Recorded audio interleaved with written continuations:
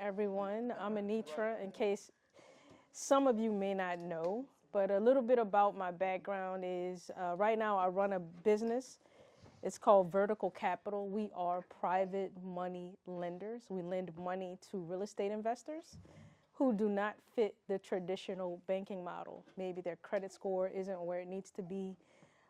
Maybe the property in which they're investing is not bankable to the bank or whatnot, to where there's so many repairs, right? And so that's the kind of lending we do. It's private because all the capital that I have is backed by private individuals. It's not tied to institutions or banks, which makes for us, myself and my partner, to have full autonomy over the decision making of what we invest in and what we do not invest in. It also allows me to make a quick decision, right? I can make a decision within as short as 3 days, and to even fund your real estate project within 3 days. I started off in 2004, and I bought my first rental property in 2004. Fast forward a few years later, had about like 13, 15 units or whatnot. Went through a time in my life that was very difficult, and then I gave up, right? I gave up, and so some of those properties went through a foreclosure process, and some of the properties I ended up selling off or whatnot. But that was a time when I thought that real estate wasn't for me. It was a difficult cycle in the real estate market, which I'm experiencing that cycle again. So we're in this cycle again, real time. This time I'm not giving up. All right. And so right now I'm also I'm a Goldman and Sachs scholar. I'll graduate from the program in about December. It's really tough. I've been featured in a private money lending magazine highlighting women and women of color as well. All right. and another testament to I'm not giving up is my partner and I, we started a YouTube channel about last year. We were inconsistent last year. 30 days ago, we said, hey, no, we're going to be consistent. And so 22 days of posting, we were able to raise $100,000 this week. So I created a video a couple of weeks back about the tortoise and the hare.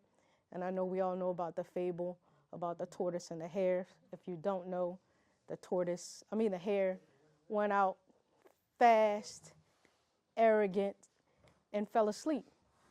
And so the tortoise remained in the race, slow and steady. So that's my delivery to you today, is that whenever we talk about wealth and wealth building, slow and steady wins the race, right? So we got to remain consistent.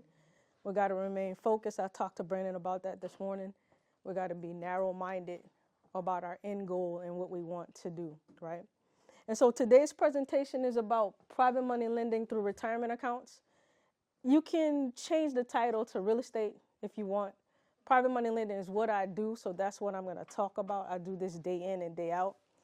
One thing, I wouldn't trade my failures that I've done in the past for anything else, because it allows me to make great decisions. I have one of my investors, she's a capital partner of mine, and she said, I decided to invest in your company because you denied me twice. So she thought that she was really good in her investing, and she saw how conservative and how stringent I was on making great decisions. And then since then, her and her husband had decided to invest in our company. My disclosure is I'm not here to sell anyone on anything or anything to anyone, right? And so I want to just make that very clear.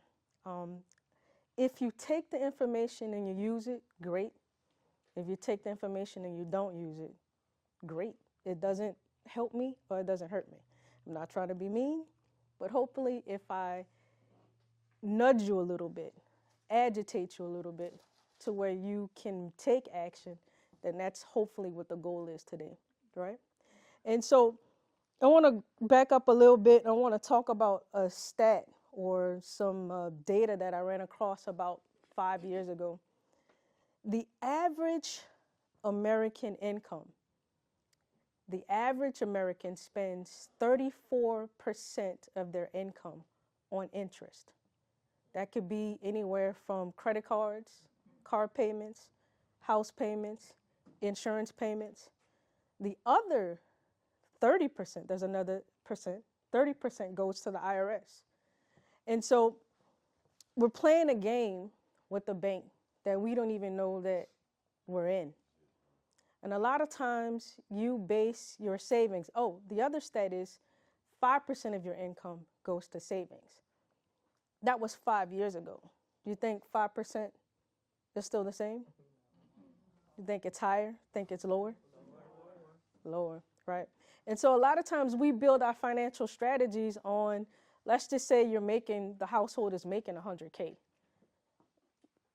Not really, right? I just told you 60% is already out the door.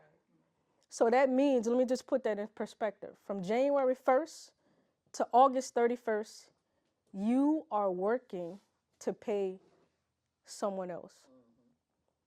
That means on September 1st, which we're now in October, September 1st to December 31st, that's actually what's going into your household, right? And so the question is, how can I recapture some of that interest, right? And a lot of you guys are sitting on retirement accounts. And I might not even need the slideshow. I'm not even sure. Okay. A lot of you guys are sitting on retirement accounts, right? And as we saw, I do believe it was in 2020 and also earlier this year, people lost about 17%. That's the average. I got a call from one of my capital partners 2 months ago. He was like, Anitra, I lost 11%. So he lost another 11%. And in fact, he called me again 2 weeks ago and said he lost $100,000 just sitting in his retirement account. Why? Because your retirement account is tied to stocks and bonds. There's some guy in New York who's controlling your retirement. You have no say-so on what decisions are being made with your retirement account. So the question is, on that 30 or 33% that the IRS is taking, is there an opportunity to recapture some of that back? What you think? Probably. You can recapture some of that back, right? And so how we recapture some of that back is tax accounts, retirement accounts, tax deferred accounts. That could be whole life insurance policies. But in particular, we want to talk about your 401k. So some of you guys have your 401k still sitting with your employee, right? Or your employer. And it's just sitting there, and it's probably earning, I don't know, what you think, Chantel, like 2% maybe, 3%? Just a little bit over what you would be having in your checking account, right? And so there's this vehicle, the self-directed IRA, right? And so we can roll our 401ks over into the self-directed IRA. Might want to just do one of the slides. Yeah, let's go down. Let's go down all the way. And then go to the types, the one with the piggy bank right there. That one. Yep. And so there are different types of self-directed IRAs, right? So we have a traditional self-directed IRA, we have the Roth IRA, and we have the simple self-directed IRA, we have the SEP self-directed IRA, health savings account. There's all kinds of self-directed IRAs out there, right? Go ahead. What's IRA stand for? Individual retirement accounts. So it's just another version of your 401k. However, you're now replacing Merrill Lynch or whoever the custodian is. Custodian is the person or the entity. It's the bank or the investment company that is controlling what your retirement funds are being invested in, right? And so when we switch custodians, We may switch to a self-directed custodian. So now when you do that, you are now taking the autonomy from Merrill Lynch and putting the autonomy with yourself, right? And so when you do that, you can look for a custodian that'll allow you to invest in real estate. It may allow you to invest in what else? Precious metals, Bitcoin, whatever you want to invest in. Now you've taken control of that, right? And the good thing about the self-directed IRA in a situation is that money, like when we have a 401k, we have a max contribution, right? There's a max contribution that you can only make per year. But when you roll your 401k over, you can do a whole, or you can do a partial. You can do a partial rollover. You don't have to do the whole thing. So say, for instance, you're still working, and your company is matching. I would encourage you to keep that matching going on with your current company, right? I would definitely encourage you to do that, right? Also, there's also some controls, right? Because some companies have restrictions on how much you can roll over. So you have to be mindful of that. But when you roll over to a self-directed IRA, you have the full autonomy to make the decisions on what you're going to invest in, right? The cool thing about a self-directed IRA is that the max contribution kind of goes out the door. So what I mean is like, so say for instance, your self-directed IRA is attached to a rental property, right? And that rental income that's coming in. Now that rental income goes to the self-directed IRA, tax deferred. There's that 33% I just talked about, right? You got the average rental, I think, for 3-2 bedroom may be somewhere around $1,500 to $1,800. Would the $1,500 to $1,800 a month going into your IRA, tax deferred, would that help you out a little bit? Yeah. It would. So one thing I want to say about that is that idea is good for the person who does not need cash flow to live off of. Because we want this to go into our self-directed IRA until we're 59 and a half, or whenever the legal age is for that particular retirement account is to when you can draw down. Now, tax deferred is just what it says. It's tax deferred. There's going to be some accounts where in the future, when you draw down, you're now going to pay that tax. But we're also banking here on the compounding of interest and the velocity of money in this particular case, right? So if we do this over and over and over again, putting a real estate investment or any type of investment inside of that's a vehicle. We just call that a vehicle, right? And so we're concentrating on that to help us speed up what we'll have in our retirement. At the pace that the average American is going, we already know, shucks, the amount of money that we're saving, that's not going to sustain us in retirement. There's people right now in their 60s and 65, they're now re-entering into the job market, right? I don't think that wants to be us, right? Who wants to work 80% of their lives? How are you going to enjoy, like Dee Dee said, how are you going to enjoy life if you're constantly working? Right? I'm going to ask y'all a question. Some of y'all might know the answer to it. Some people don't. But we'll save it to the end. If I gave you a penny compounding every day for 30 days or $100,000 today, which one would you take? You take the 100,000? Keep.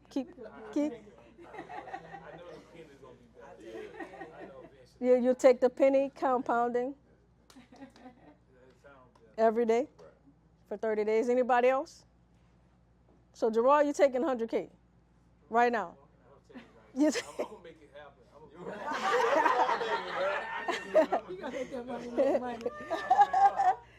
Long-term wealth building, this is what putting your money in what we call the vehicle, right? Or I call it the vault, right? So it's where the money actually resides, right? And so this is what it can do. It's a steady cash flow, right? Like I said, you have rental income coming from the self-directed IRA properties can provide consistent returns supporting long-term wealth accumulation. Number 2, appreciation. And so real estate often appreciates over time, potentially increasing the overall value of your retirement portfolio. And so if we don't understand what appreciation is, it's like, okay, you bought something, let's say it's worth 100K today, and maybe 5 years from now, it's worth 150. So it appreciated by 50,000, right? So that also, that appreciation increase is also tied to your portfolio, right? And so that increases your net worth, right? And so talking about banking and stuff like that, that's a good way to get other qualifications. We want to always be increasing our net worth year over year. And so it also is a hedge for inflation. It's a hedge for inflation because now we're kind of beating the bank at its own game, right? Just a little bit by moving those funds from being taxed to being non-taxed. And again, we're banking on, 1, appreciation. We're also banking on the compounding and the velocity of that money. And that's the only way you're going to be able to beat inflation, is if the money is producing itself faster than what inflation is. And then also legacy planning. Sometimes your retirement accounts, of course, can be passed down to our children, right? And so we want to always making sure, I don't know, some people don't want to leave money behind for their kids. I don't know why, but some people feel that way. I've heard stories like that, and others do. And so we want to always make sure that at least our kids are ahead on doing that, right? And selecting a custodian. There's a few things that you look for in a custodian. For me, what's not on here is, it is customer service. Some custodians are so huge that they cannot provide the customer service that they need. Myself, as a business owner, that is a pet peeve of mine. I do not like calling. I do not like emailing. I need a person of contact, and I need you to respond to me, especially if it's during business weeks. I need you to respond to me in 24 hours. Like, if not, I'm probably moving on. I'm going somewhere else, whatnot. And so we have 2 custodians that we're working with. One of them, we're probably going to cancel them, right? Because send emails, no response. So you want somebody that's responsive, right? These people are holding your retirement money. Does that ring a bell? They're holding the money that you've already worked for. And so you want to make sure you get good communication, right? Number 3, experience and reputation. And so it's not necessarily the bigger experience and reputation. It's the niche experience and reputation, right? So if we're in real estate, we want to try to look for that custodian that has a good reputation in real estate. If we're doing Bitcoin, we want to look for that custodian that has a good reputation in Bitcoin. And fees and pricing, the average fee is about $500. It just depends on your dollar amount. So we're talking about $100,000 that's being rolled over. You can expect about a $500 fee, and then there might be some annual fees going forward. And again, investment options. So what do you want to do? Do you want to do real estate? Do you want to do Bitcoin, precious metals, all kind of other things that are out there, right? Notes goes into real estate as well. So those are the things we look for when we're selecting a custodian. I'm sorry, I'm a little. I know you're bouncing. Yeah, I'm bouncing all around. So, all right. So some of the top ones for real estate are equity trusts. I'm not gonna say bad stuff about them. Advanta, Millennium, and the Entrust Group. These are all basically streamline the real estate because that's what I do. And so the key steps to establishing your self-directed retirement account, if I sound repetitive, is because I talk about this day in and day out. And so I'm going a little bit ahead of the slides here, all right? And so choosing a custodian, I think we just talked about that. One thing is you're going to open up your account. The thing is it's easy. You're going to talk to your current custodian, and you're going to tell them that, hey, I've identified a new custodian, and this is what I want to do. Your point of contact at your current custodian, which is probably your job's 401k, and the new custodian that you choose, those two are going to talk, and they're going to talk, and they're going to say what's needed for the rollover or the partial rollover. There may be some involvement with you just about sharing information, account information, but as far as the intricacies, they're going to take care of that. And the reason why I want to make sure we want to have these custodians in place because they're going to help us keep us out of legal trouble, right? Of course, with everything, I think one of the biggest, we're in this presidential season, but I think the IRS has a lot of say-so in what we can and what we cannot do with our money, right? And so what they say is, what I'm taught to say is that it's just kind of, they have these rules to make the playing field level, right? So one of the things that you cannot do is, say for instance, you cannot invest in like collectibles, right? Does anybody know why you might not be able to invest in collectibles and why that's prohibited? Because who assigns that value? Anyone, right? Right. We have appraisals, of course, but those numbers can be manipulated, right? Well, versus if I'm retiring in a building on real estate, the data is what the data is, right? So that's pretty easy to justify. Let's go on to the next slide. Thank you, Dee Dee, for your help. We talked about rollovers and withdrawals. There's this misconception that a rollover is a withdrawal, right? I'm sorry, I just remember my question from the last slide. So you get to choose what you want to invest in, right? If I'm coming to you to be my new custodian, do you already have ideas about what I should invest in, or do I just be like, hey, Anitra, here's $20,000, I want to buy gold? Am I just like doing my own research and bringing that to you, or is it like you working with me, I'm working with you, and we figuring it out together? Self-directed. Brandon is the manager of his own account. Gotcha. Brandon says where his money goes. Okay. If Brandon wants his money to go to gold, Brandon's money goes to gold. You are now Merrill Lynch. Okay. You're paying attention to your own investments. There's going to be some paperwork involved in that, but you're paying attention to your own investments. You're determining values and things of that nature or whatnot. You're determining if you want to stay in that investment, you want to pull it out, go to something else or whatever. So there's no one else to do that. Gotcha. The custodian is only holding the capital to make sure that you do things in a regulatory way, right? But as far as directing it, you the GOAT.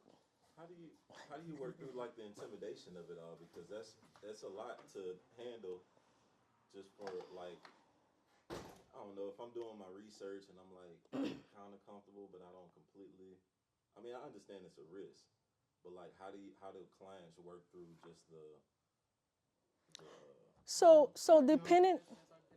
Yeah. So one, the education and the onus is on you, right? Some custodians, like Equity Trust, because they deal a lot with real estate, some custodians in your back office, they have a whole educational platform. So you can dive in those videos, and they can tell you different things about, some of them have the videos on YouTube. Equity Trust does a really good job at putting educational content out on YouTube for free. Yes. Or you can partner with somebody that you trust and love who owns a company that's going to invest your money, and you don't have to do that. That's another option too. But where you wanna invest in, I highly, highly, highly recommend you get education on that, right? You need to know the ins and outs of that, right? If we're going to do metals and things of that nature, we need to understand what's going on in the metals market, right? You said that like the real estate, that was tax deferred. Are there any other examples of other things that are tax deferred that you should directly go for? So it's not the investment that's tax deferred, it's the account. Okay. So we want to look for accounts that are tax deferred, right? And that could be anything. That could be the self-directed retirement account. Right now, your 401k, if you have a 401k, that's a tax deferred account. We might invest in the IUL, that's an index universal life insurance policy, right? So those are different things that we can do. A whole life policy, right?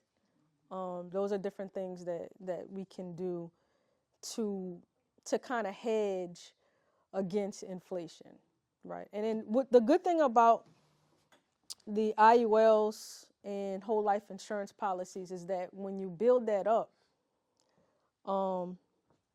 it's making a yield or an interest on it, which is higher than your 401k, right? That yield may be somewhere around, I think right now it's averaging about 7%, right? But the other thing about it is, once you get to a certain, there's a floor, right? So in an IUL, I'm getting off course here, but in an IUL, when the market, it's on an index fund, right? So it's on index stocks and stuff. So what happens is when the stock market goes down, it stops. It's a stop, right? And so what that means is there's no loss here.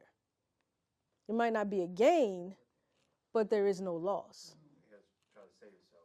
Correct, right? And another good thing about the IUL or the whole life insurance policy, in particular IUL, because that's what we have, is that you have the capacity to borrow against it, right? Huh? You can borrow against it, right? So and the thing is, what the good thing about it is whatever you borrow, the balance still earns that interest. So if you have 100,000 inside of that and you borrow 50,000, the interest that it's gaining is still going to gain on 100, not the 50, right? Now, the beautiful thing about that is that you can take this 50,000 and then go invest in something else that's going to create another spread, right? And so now we're gaining a spread on 100,000, we're gaining a spread on a 50,000. This is the beautiful, beautiful, beautiful thing about compounding interest and the velocity of money, right? So that's a beautiful thing, and I was explaining that to you earlier, right? All right, so let's get back to, we talked about, rollovers and withdrawals. A rollover is not a withdrawal. A withdrawal is penalized. You're taking it out. You're doing whatever you're doing with it. I don't know. You went and bought a motorcycle like I did. Don't do that. Don't do that, because it doesn't make you any money, and you get in trouble, right? Where versus a rollover, as long as we're jumping from retirement account to retirement account to retirement account, or property from the account, selling or leasing property to your IRA is not allowed. This prevents unfair valuation and conflicts of interest, and providing services. What that means is so if you are holding a rental property in your retirement account. Anything that happens in a retirement account stays in a retirement account. It's kind of like that little slogan, what happens in Vegas stays in Vegas. So what happens in a retirement account stays in a retirement account. That includes profits and expenses. And so if you are Gerard and he has this rental property and the grass needs to be cut, he can't pay himself for the grass, right? There has to be an invoice or an expense to someone else that's paying, that's cutting the grass. So that's what that means about providing services or whatever. So again, then that goes back to almost back to self-dealing, where now you are paying yourself out of your retirement account or the profits and things of that nature. And it just gets kind of convoluted. And the IRS is like, you making money when you're supposed to be having this deferred, right? And so the benefit, again, is that, hey, the trade-off is I'm not taxing you on this money. So therefore, you can't pay yourself out of this money. And that's when it becomes taxable. All right. And disqualified persons. This is a really good one. So understanding disqualified persons, family members, spouses, ancestors, lineal descents are considered disqualified persons. So basically lineal, going down, you, son, that kind of stuff. Those are disqualified people. So I can't pay my son to cut my grass. You cannot pay your son to cut your grass. But if you want to, it's up to you. But I wouldn't do it. Business partners and you know, people that are connected to you, basically, business partners. That no one can benefit within your immediate circle. So just kind of think about it like that. Right? And fiduciaries, account advisors, so your accountants, anybody who's advising you, your professional services people, they can't benefit either. All right. Anything else? Navigated, unqualified. We talked about that. I said unqualified investments, collectibles, life insurance, stock, self-dealing investments. Again, we already talked about that. Let's see. Understanding potential tax consequences like unrelated business taxable income that may apply to certain self-directed IRAs from a business activity that is unrelated to the self-directed IRA. So if you're in real estate, and so unqualified taxable income is like if you're in real estate, your self-directed account is in real estate, you cannot take the proceeds and then go sell tacos. Okay, that's unqualified for that particular account. It's just that simple. Anything else? Let me see. I'm talking to myself now. Sorry. All right, so of course, with any type of investment, I just don't want to limit it to real estate. Any type of investment, there's always a risk, right? There's always a risk. We're talking about your retirement account. So remember, this is cash that you've already earned, right? And so when we go out and we look at real estate or any type of investment, you need to understand the risk of potentially losing that capital.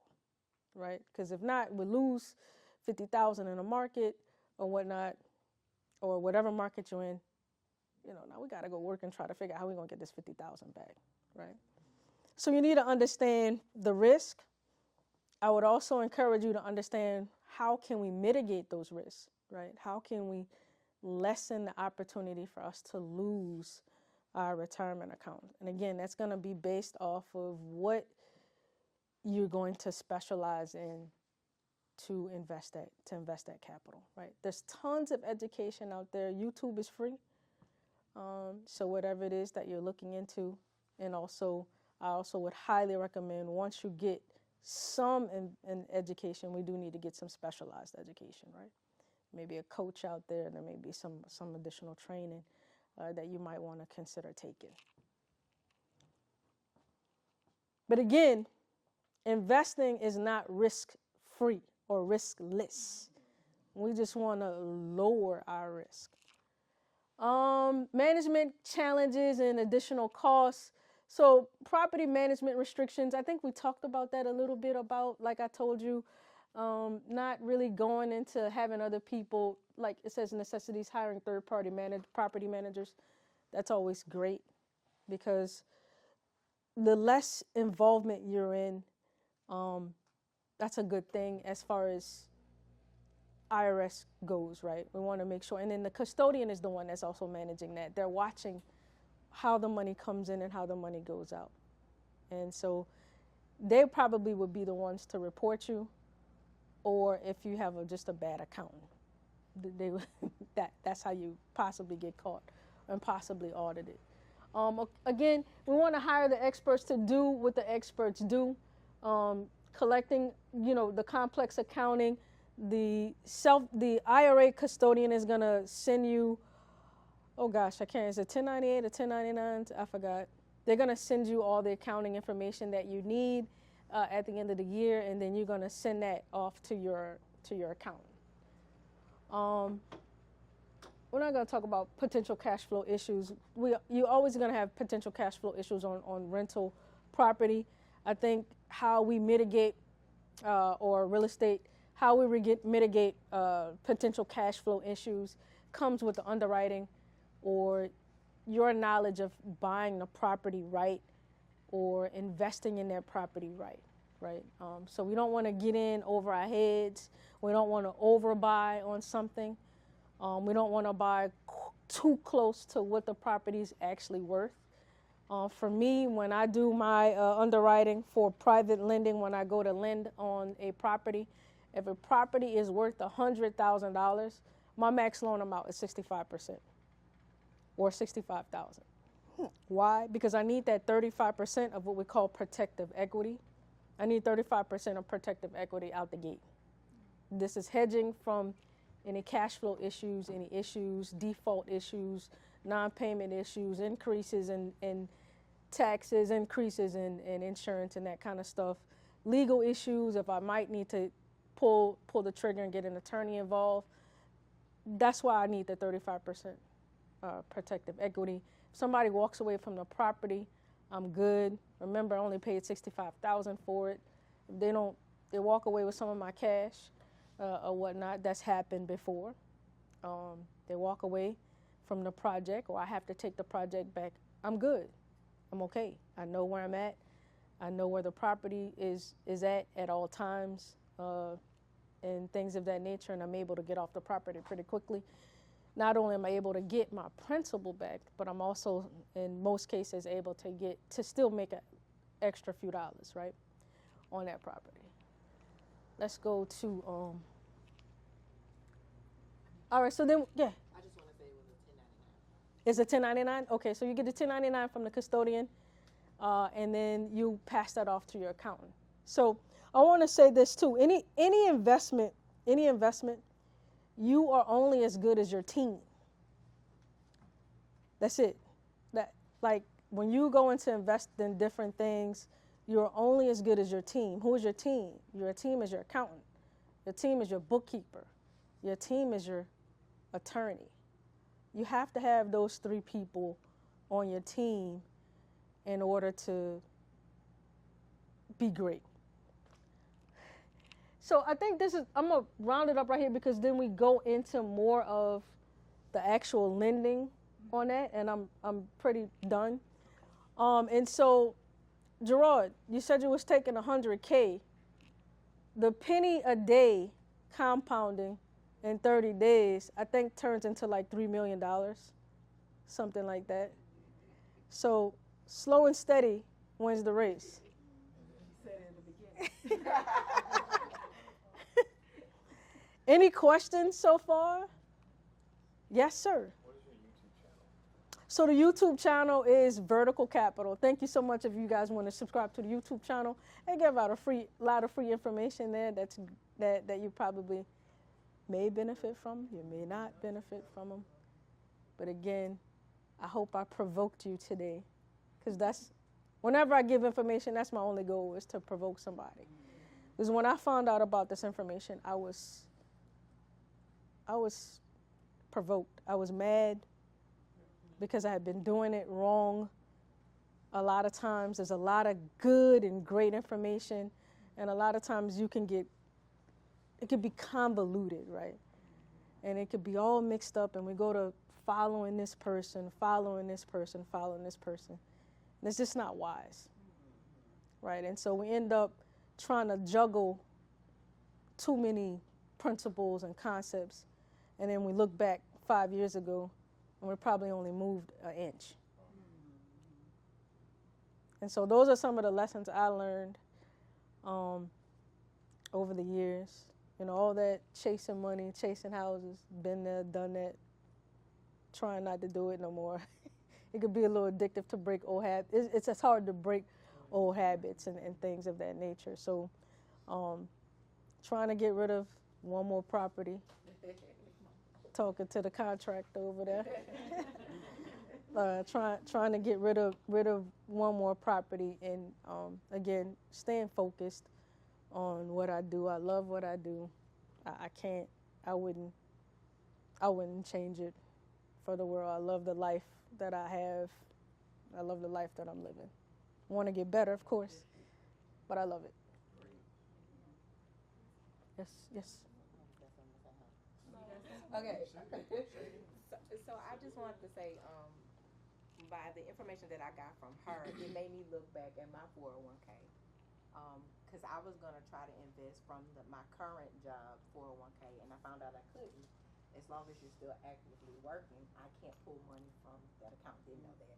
But then it made me think about the old one I had from my old job that I never touched. And so that made me look to say, well, I don't even think I gained any money from that account at all. It was just sitting there. I wasn't gaining anything. So I ended up investing that money to increase my profit, because if she wouldn't have said anything, I wouldn't have even looked at the other one to say, it's not even doing anything. It's just sitting there. Good point. So if you have an old one from, I have one too. If you have an old one from a previous job, that's a good way to start as well. To whatever, like I said, whatever investment vehicle you're going to use, that's a great way to do that. No questions? Either I did a poor job or I did a great job. You did a great job. All right, let's conclude the day. I got more. You got a printout? Or your PowerPoint?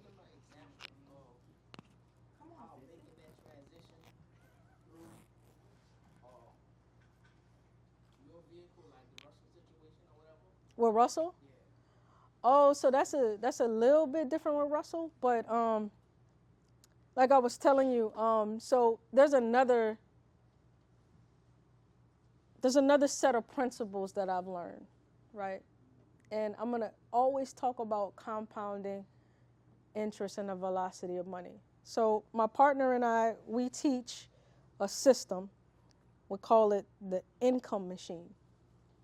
And so what that does, it uses compounding interest, the velocity of money, and strategic debt. And so we took his brother, Russell, 10 months ago.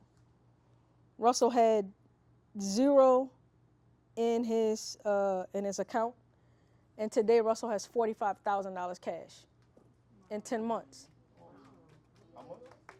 $45,000 cash in 10 months. And so he's on pace. Probably by March, he'll probably reach 100,000 in his account. But the good thing about what that is we created $1,000 increase, but we're also banking on your relationship that you're building with your bank, right? He got calls from his bank saying, hey, what you doing? Hey, what you doing? You know, that kind of stuff. They like that because you're showing you're responsible. They're not making no money though, because they're not making no money, but they're impressed with your behavior. They're impressed with your behavior. What's this, the M1 account? So the M1 account is a brokerage account. Okay. Right? And so this is what I was telling you earlier, like strategic debt is the line of credit. That's what this is. We no longer focus on, like, when you start buying houses and stuff, we no longer focus on the asset. We only focus on yield stacking to create that $300 spread as it compounds. It goes from 3 to 6 to 9 to 12 to 15 and 18, and it's going to outpace your capital contribution, right? So what's going to happen is in about 3 years, it's going to be so large to where you're going to be forced to put your money somewhere else. And so that's what we call the growth phase, right? And so in year 4 and 5, I don't know how big your machine may be, but it may be big enough to say you might want to take now, instead of directing all $10,000 into an asset, you might say, okay, I want to pay down my mortgage, right?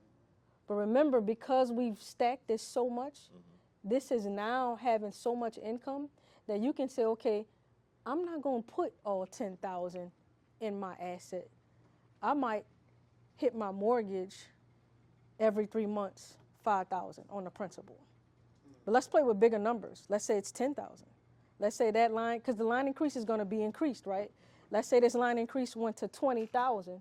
So instead of you putting all $20,000 in the asset, you're going to put 10 in the asset. You're going to put 10 on your mortgage. So now we take a 30-year mortgage and we drop it down to 7 years. That's possible. Right? Or what if we have some other debt out there? Or we got student tuition. We want to pay for school. Right? We want to pay, because you talked to me about that. Now, instead of getting Aubrey a whole bunch of student loans, or maybe we do get the student loans. Why do we get the student loans? Maybe we want to leverage that because we don't want all the stuff coming out of our pocket. But then you can hit it. The student loan is probably the lowest interest rate loan in the land, right? So why not get it? But now we take, instead of redirecting $20,000 into our assets, we take $10,000 and we hit the student loan every 3 months, or however you want. Right? All right. So this strategic debt right here, this 10,000. Today, could I say, hey, Mr. Bankman, I need 10,000 line of credit, and based on my credit score, they're gonna say, hey, okay, we'll give it to you. We trust you, or we'll give it to you, but you got to put something up as collateral. Is that basically secure, unsecured? If you put something up as collateral, that's secured. Okay. You typically with loans about that size, they're gonna want cash.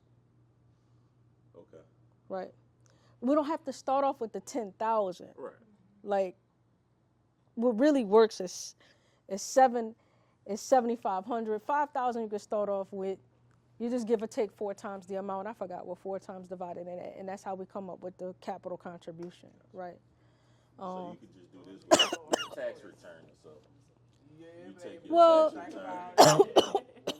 Listen, getting the line of credit is not the focus. That's not the focus. The focus is, can we make the capital contribution? Okay. So we have to create a monthly cash with what we have right now, the income we have. Can we commit to $1,500? Right? Can we make the minimum commitment of $1,500 for at least 36 months? At least 36 months, right? But again, I would encourage you to keep that $1,500, because the more you can contribute, although your machine will outpace your capital contribution, remember, we're using it as an accelerator. And as we accelerate, the machine is going to constantly say, feed me more. The 10,000 is too small. We need to go to 15,000, right? Then the machine, because your capital contribution is in there, is going to be doing that. And so getting back to what I said, we could pay down debt, or I know this is not realistic, but if you have your machine if your line of credit is at 20,000, and this is why I said don't focus on the asset anymore. And you take, instead of redirecting all 20,000 inside that paper asset that's making income, and you say, I'm gonna do 10 this time, and then I'm gonna now take 10,000 and go buy me a rental property. Now, that looks a little bit different. than you going out to the bank and getting a loan and having all this leverage with it, right? Remember, we're now sweeping the 20,000 in 4 months. So you took the 10 and went and bought a property. It's free and clear. Now that property is producing 1,500. Now that 1,500 goes back in the line. So at this particular point, I could care less if the rent pays me or not. I could care less. I could care less if Hurricane Katrina comes back here and pick my property up and throw it in the Gulf of Mexico. I could care less.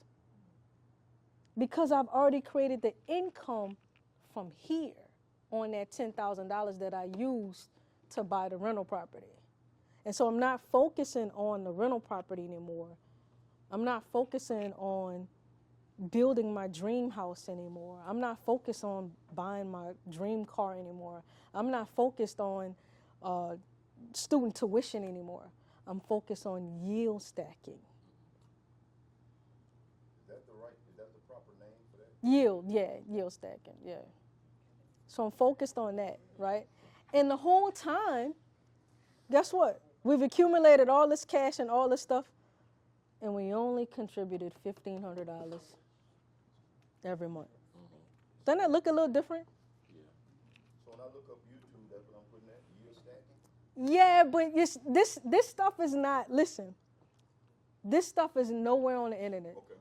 Yeah. Okay. I learned this from a guy named George Antone. He just now. George on the internet? He,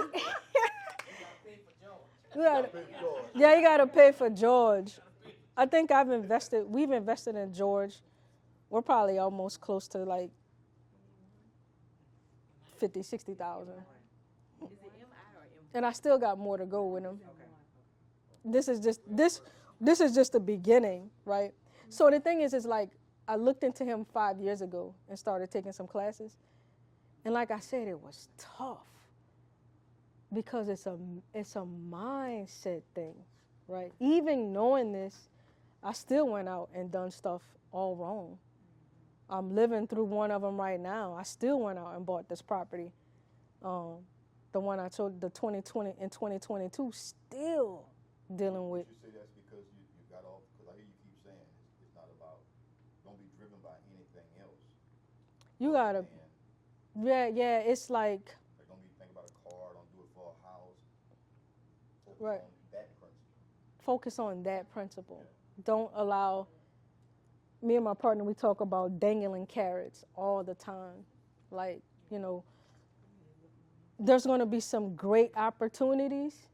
People going to present stuff to you. And I was telling Brandon that this morning, being able to say no to that, and you got to push that stuff away. Not saying it was bad, not saying those things are bad, but the most valuable thing you have is time, right? So when you split your time on things that takes away from your focus, it just slows you down. It brings about a lot of frustrations. You get into a situation, it look like it's good. You get into this situation, and then there's something else behind that. There's something else behind it, and you can't see all of that. You don't see all of that until you get in the middle of it. And it's like, man, if I would have just focused on what I said I was going to do, yeah, I wouldn't have been over here trying to build a house 2 years ago and thinking I'm going to get tax credits, and then the state says one thing, and then they change their mind, and I get bad advice over here, and I'm spending more money over there and stuff like that. All the money that I spent, all the time that I spent, had I stayed focused, how much further would I be if I had stayed focused, right? And those things are gonna come, like to buy the house and to do whatever. That's gonna come, but like Chantel said, building a foundation, you have to stay focused on that foundation. This was excellent. Yeah.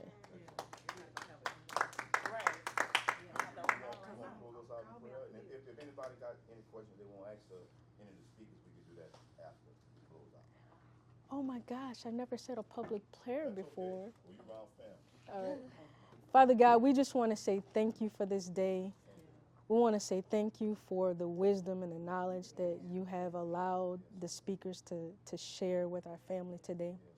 Father, we ask that the knowledge will not go void, dear God, that it will permeate in our lives, that will cause us to take action, but keeping you centered as we move along in this world. We thank you for our pastor. We thank you for this church.